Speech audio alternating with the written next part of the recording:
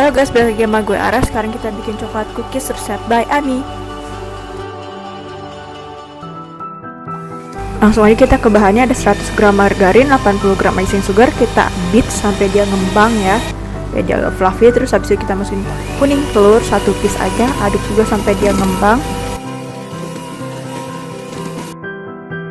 Nah udah ngembang kayak gini nih, langsung aja kita masukin semua dry ingredients yang ada. Cocoa powder, coklat bubuk ya, kalian bisa lihat di subtitle bawahnya. Ada tepung terigu 60 gram, terus kita pakai juga nanti maizena 20 gram. Diayak ya semua dry ingredientsnya.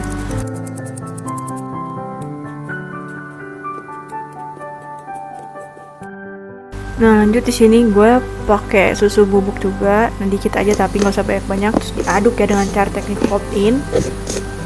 Nah kalau misalnya udah diaduk rata tuh kayak gini jadi hasilnya, baru kalian bisa bentuk-bentuk. Nah disini gue pakai sistem old ways ya, jadi pakai sendok 2 sendok bulat-bulat. Kalau kalian mau pakai whipping bag juga bisa kok. Jangan lupa yang juga kalian margarin dulu, kalau nggak kalian pakai baking paper. Oke? Langsung aja kita oven di suhu 190 derajat Celcius per 13 menit, tapi kalian per 10 menit harus dicek dulu ya, kelihatan kok kalau misalnya udah mau matang.